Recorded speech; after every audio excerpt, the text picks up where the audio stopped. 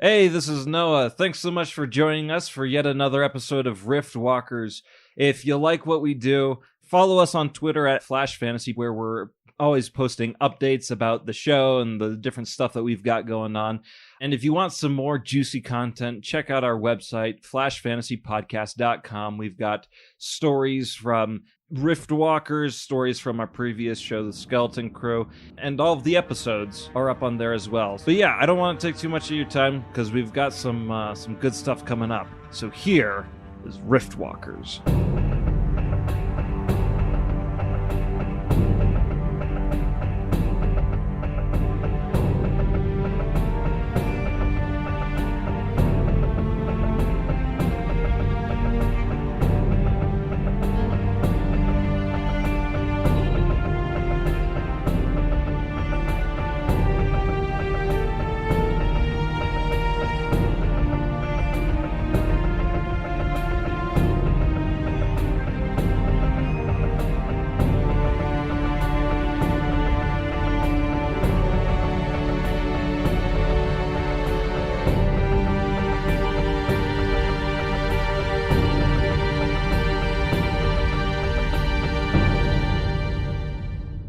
Welcome back to Rift Walkers, everyone. Hearty welcome to Laurel, who is joining us yet again as Val, the Elvaret Wizard. Hi. And of course, our returning cast, our regulars, Brett, Ammon, Seth, Chris, and Noah. Haven't gotten rid of us yet. Not yet, but who knows?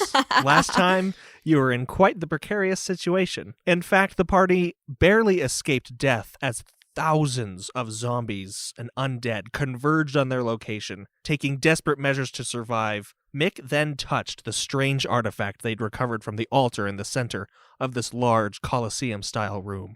Once he did, they were transported to the moment that they entered this room to begin with, as Reese locked the door, chopped off the zombie arm, and then everyone kind of just got their bearings and realized, oh, Luca immediately takes off sprinting. He is going to try and touch the stone again to see what happens. does anyone try to stop Luca? I feel like at least Efron is kind of in shock and bewilderment at what's happening, that I don't think he's going to be like, Luca!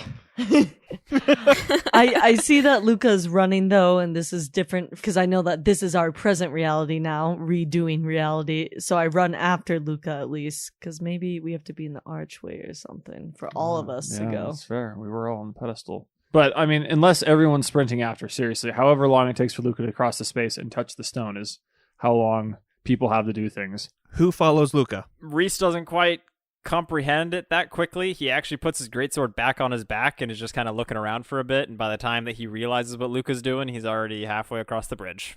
Okay, so Reese is not going to make it before Luca touches the stone. Is anyone else not going to make it? Val will also run. I think I might be a little bit faster than Luca. What's your speed? 35 feet. That is faster. Okay, so Val and Luca sprint off after this stone. Wait, I ran off before. Cool. Oh, are we racing? Are we racing? Okay, Efron will go too, because he's the quickest of the bunch. That is true. You get your bearings like what? All of a sudden, Efron disappears and he's right there. No, Efron actually doesn't, because he's still getting his bearings and he's trying to think through this. What does Lyrian do? Does he follow Luca, Mick, and Val, or does he stay with Reese and Efron? Depending on where everybody is at, if I was next to Luca and he started running first, then what happens, he's just going to say, wait, Luca, we need to figure out what's going on. Luca ignores him and continues to run. He merely wants to see if he hits it again, will it restart everything?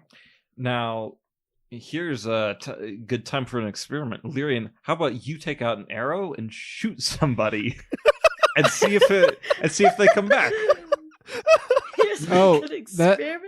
Well, did we decide, did that get filled in and I missed it, whether we got spell slots and strain back? Whatever spell slots you have expended are still expended. Whatever strain you have accrued is still there. Whatever hit points you have lost, you have not recovered. And like I said, you have a perfect recollection of what happened.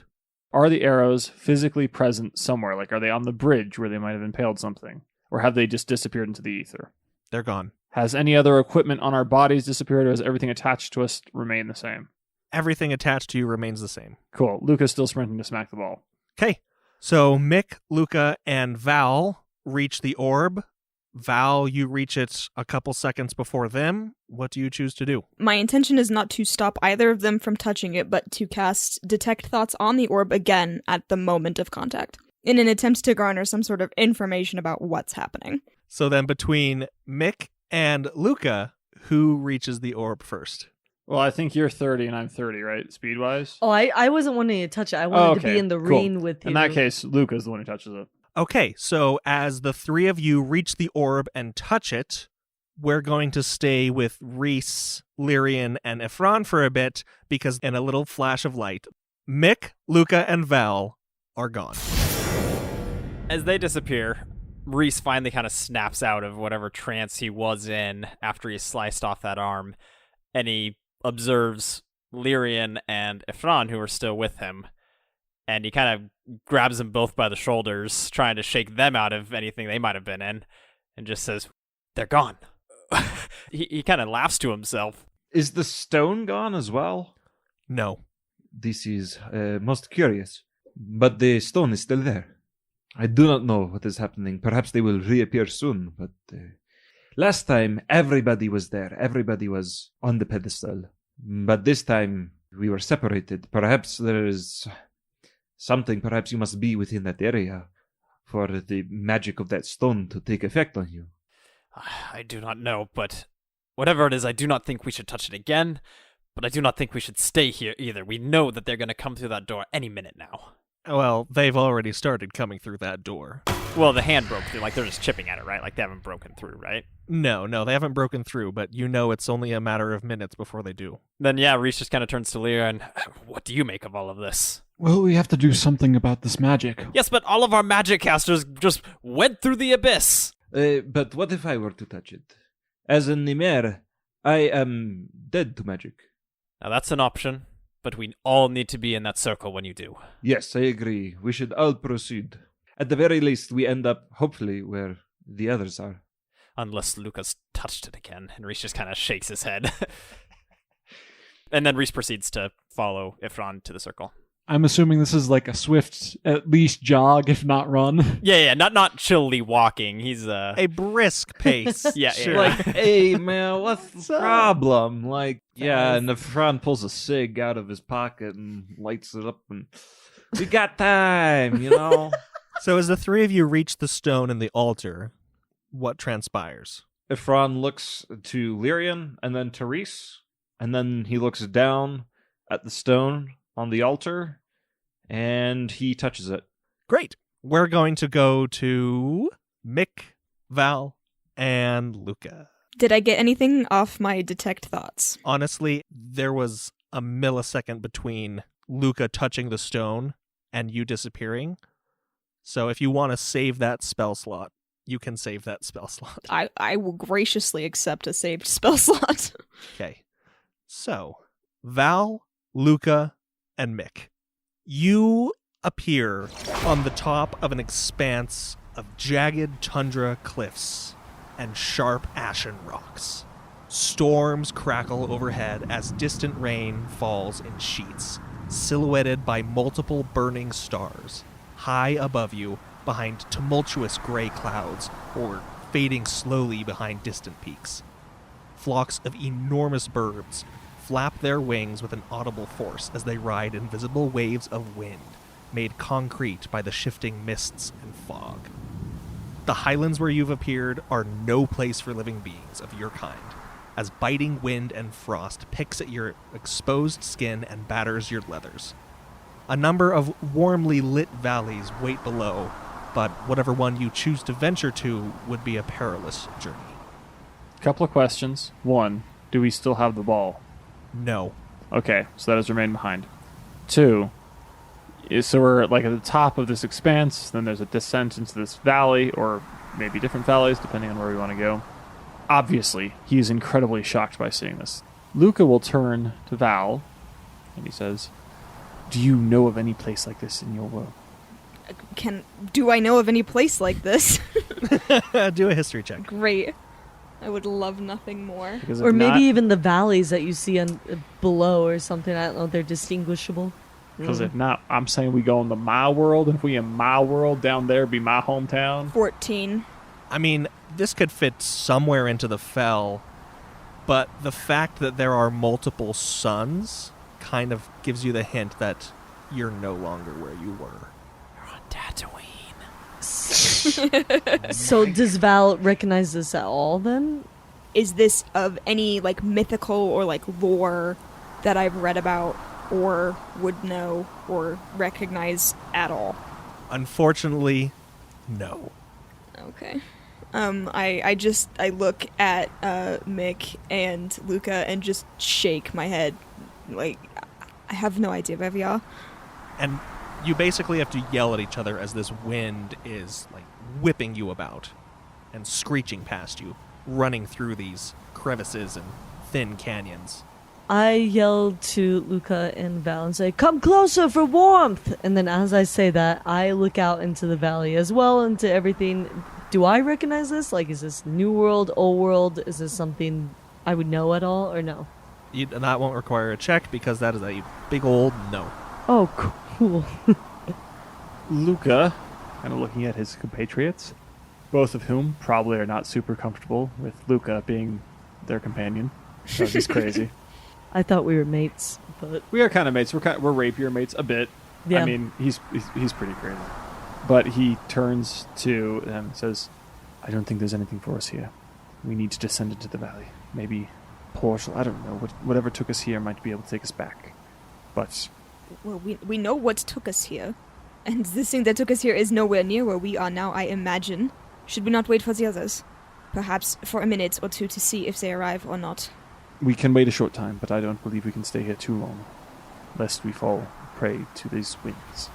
And Luca is quite cold. I don't actually know, but he's just like a human dude, so it's cold. Even with us being close to each other. I mean, you got to be really close. You got to be like I remove uncomfortably moving my dressed jacket. underneath a blanket to have a significant effect Your of it body. being warmer. Mick takes off his leather jacket and puts it around Luca's shoulder. And I He's a go, I freshman. gently stroke his arms. I go, there, my friend. As you wait, even a couple minutes, it seems like forever as one of these storms moves closer and you just see these horizontal sheets of hail embedding themselves into the rock, breaking off little chunks. And this is just slowly moving toward you and then sometimes away and then shifting around these highlands where you're currently standing. Might I make a suggestion to you, Val? Perhaps you should set a fire as we go with your fireballs. And maybe they'll leave burnt marks for our compatriots to follow a path. I'm being serious. Luca speaks up. Luca speaks up at hearing this and says, "I think that might be a waste of our companion's potential, but I'm sure we can mark our path in a clear enough way." And I mean, scratching stuff, he's just doing whatever he can, making a small pile of rocks. I don't know, just anything to make it obvious that someone walked past here. Is there some, available water either in the air coming down at us in the form of rain or otherwise? There is dew abound. Which direction do we want to go? I could leave several markers, but... Or maybe just one. Hang on, let me read my spell. Okay, I think I can do it twice. Shape water. If I freeze some water and, leave some arrows pointing in the direction that we travel, they'll last an hour. But that's obviously not a permanent solution. So do you make these arrows? Yeah, I will do that. As many as you will allow me to make, Ryan, as we go, I will just kind of mark her direction. I'll allow 2 per cast. Okay. So here's a question. So Ifran, Reese, and Lyrian are all still back there. And so I am closest relatively with Ifran, and I want to cast Scrying and see if I can hear him or see him or make some contact with him. At least know what he's doing, where he's at. So that'll take 10 minutes to cast. I mean, you can do it as you're walking. Yeah, that's what I want to do. If we're all in agreement that we're going to start walking, right? But you do need something to scry into. Does Mick keep a mirror or something in his disguise kit? Oh, doesn't Mick have like a million mirrors? Oh, you bet At you his Sally apartment? baby I do. I pull out my compact mirror and I flip it open Amazing. Mick is a man and I slash powder woman my nose. ahead of her slash his time. As you begin casting the spell and the three of you are working your way toward the nearest valley, after 10 minutes or so of going along this difficult terrain, Mick, you are able to cast this spell. You will immediately take 5 strain, and you feel nothing. Well, that was a waste. Because it is a caveat on scrying that you can hear or see a particular creature you choose that is on the same plane of existence. Boom! Okay. So if anything, you've ruled some things out, but you haven't found anything out. So I say, I just tried to make contact with Ifran. It appears that he's on a completely different plane than us. What do you make of that? Is he on another plane, or can he not be scryed on because he is Ymir? He's on a different plane. He's my friend. I'm not suggesting that he is not your friend, I'm just suggesting Ymir are dead to magic. I'm pretty sure that this is a different plane. Look at the multiple suns. Strange things. Never seen that before. No, I should say so.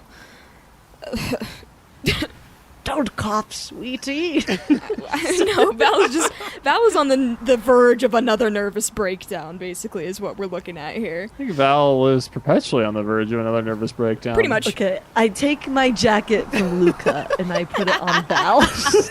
And I do the same thing. I gently stroke his arms and go, there.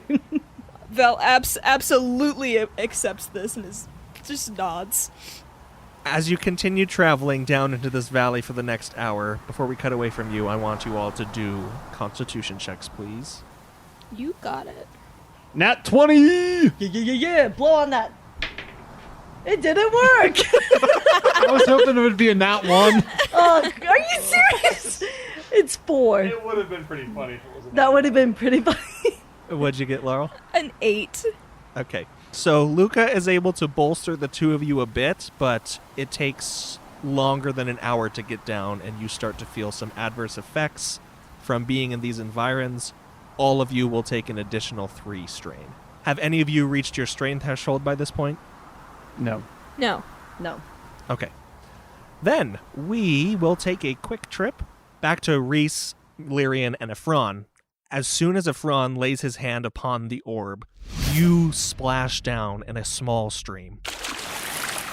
All around you is a lush landscape of wildflowers and vibrant trees.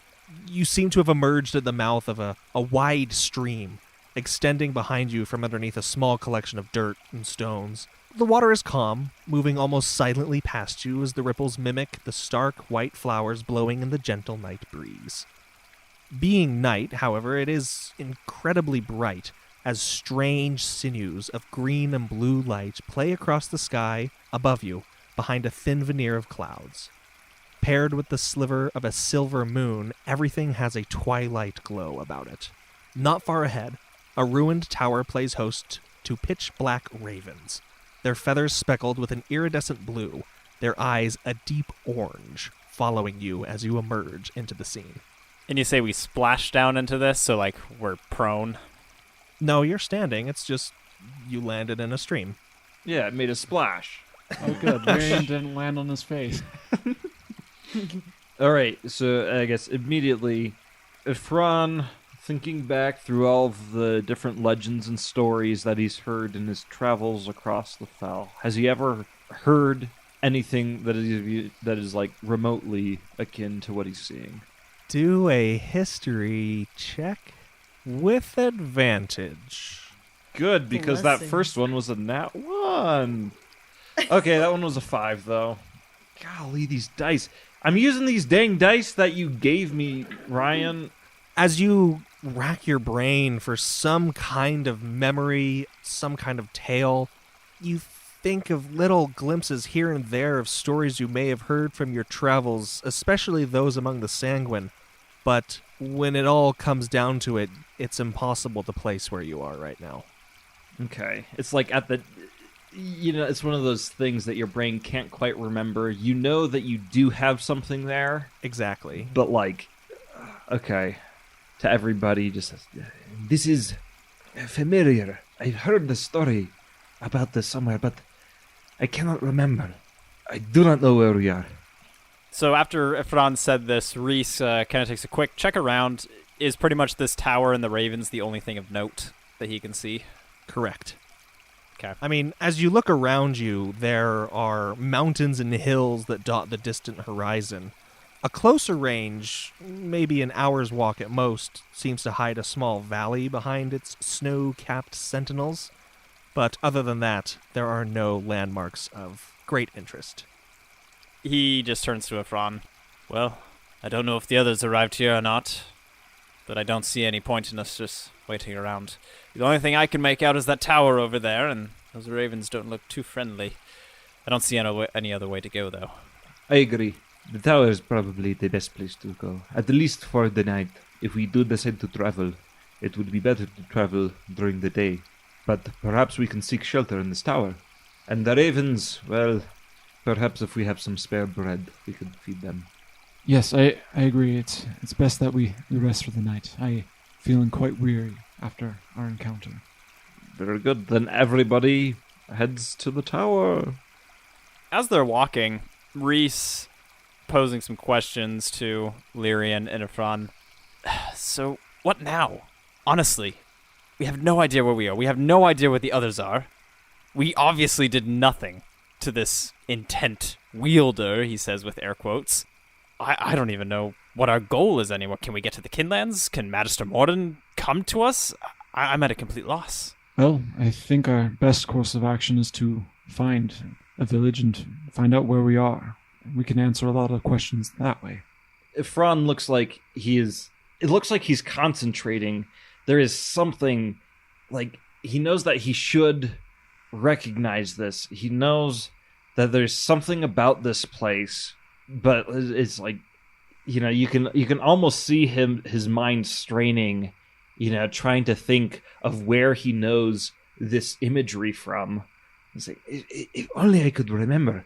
If only I could remember, we could get some idea of where we are. I do not know, but if we can figure out where we are, then perhaps we can go back to where we were, find Threshold or the Kinlands or the others. But this is like no place that I have ever seen before. I feel like it is such a distant memory of a story that I have heard once, long ago. Reese just kind of claps him on the shoulder. It's all right. We've been through a lot today. Let's go and rest. Perhaps you'll remember in the morning. Oh, so you're going to go to one of the towers and rest then? Yeah. Assuming this is not a world of eternal darkness. And assuming that there's not like a beast in the tower that wants to kill us. Oh, so as you all are pretty fatigued, you've suffered some strain, you've had a long battle just before this. Yeah, and they get sent to a freaking Twilight Paradise while we're stuck on the top of a mountain. As you move inside these ruins, you see there's really not much left. The architecture looks strangely similar to that of the Colosseum-esque chamber that you had been in just before, but not a exact resemblance. Just they bear similar features. Just enough to strike terror in us.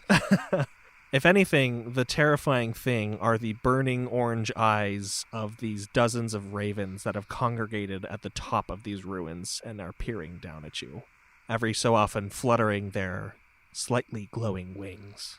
The three of you, just tell me how you settle down then for the night. Is there enough wood about that we can easily construct a fire? Yes. Whether from broken timber or there are nearby trees abound. Then everybody gathers a little bit of wood, so we start a little fire, make a small meal, warm up a couple of ration packs or something, drink some water, and then I'm going to say that we set a watch, just somebody to watch because the front does not trust these crows. Somebody will take a 2-hour shift, then the other person will take the 2-hour shift, and that by that time, Lyrian will meditate for 4 hours, and he's fully rested, and we'll take the rest of the day. Nice. Watch. Cool, then we do that. All right, as you formulate that plan, eat your meals, refresh yourselves, and then settle down, the night wanes on. Mick, Luca, and Val, as you have continued down, making your way into this valley, the conditions improve the further inward you go. You feel the warmth of the sun on your faces, and it feels that it's near. It's hot, as if there weren't this layer of clouds that are still gray and booming above you, that it would almost be an unbearable heat. But now, as you move down into this valley, you, in this time, have suffered another 2 strain from your endeavors. Would you say we arrived at the valley? Yes, you are in the valley. As you come down into these lower lands, these towering mountains all around you, these terrible storms still booming overhead, the only landmark in this valley is a small broken arrangement of stones, possibly once an abode or a fortress of some kind, but any distinguishing markings long gone.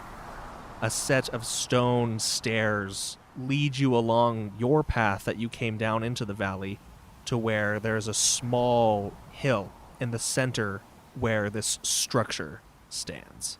I've reached my strain capacity. Not surpassed it, just reached it.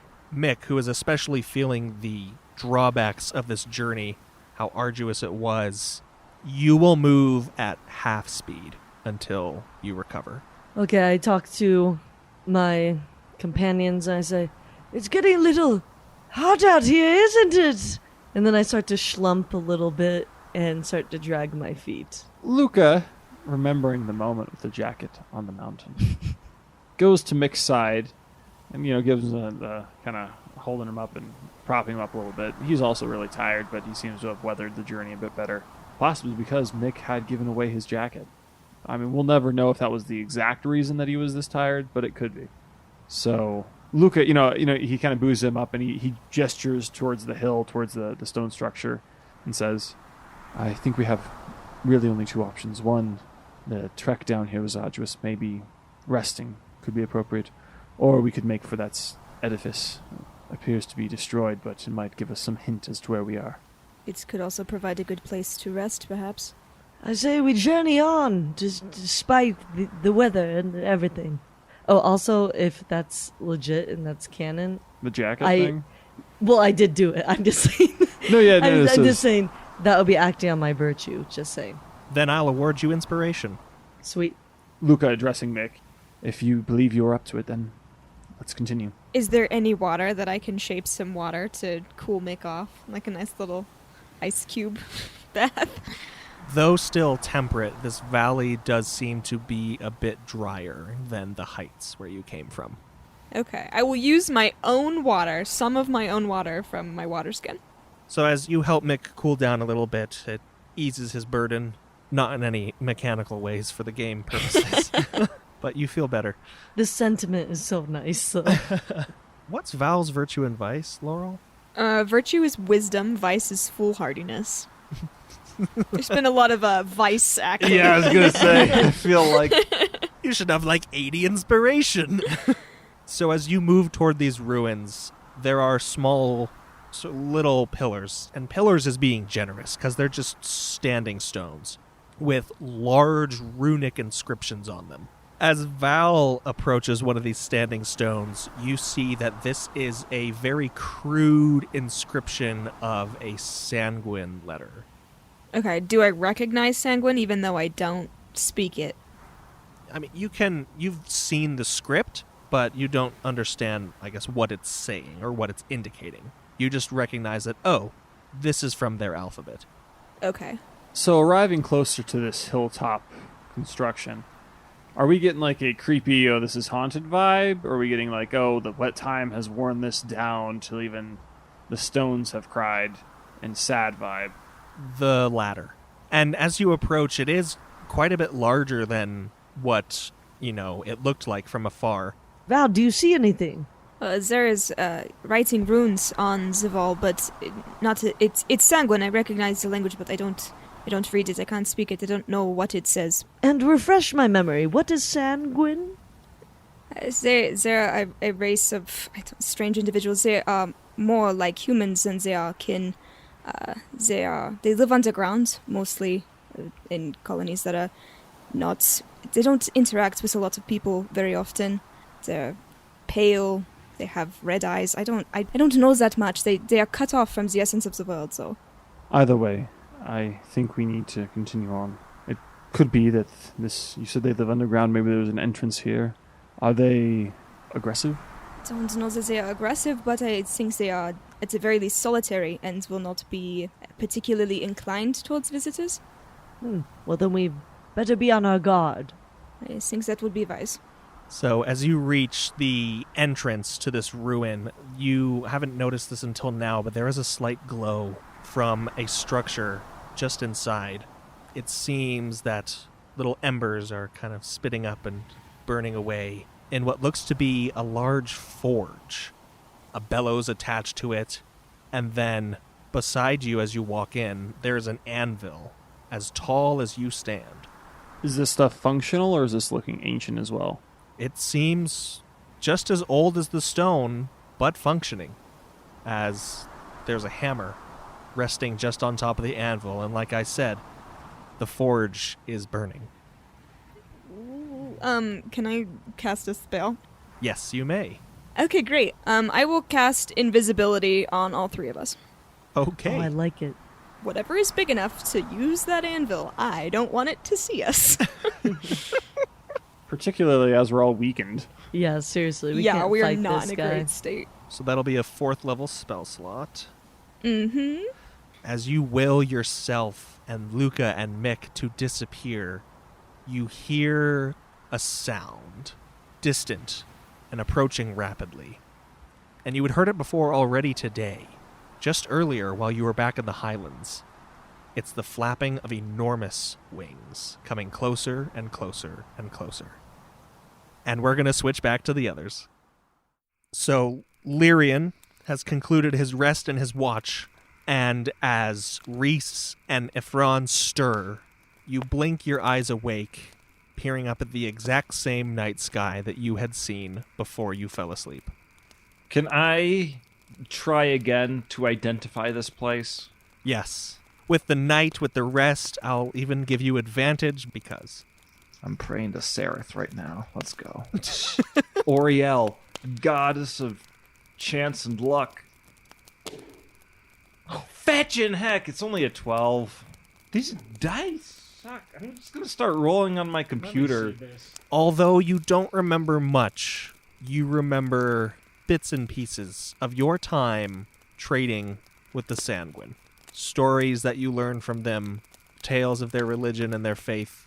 And the more time you spent among them, the more you came to recognize different fables and words and stories and whatnot. And one comes to the forefront of your mind. A particular name, in fact.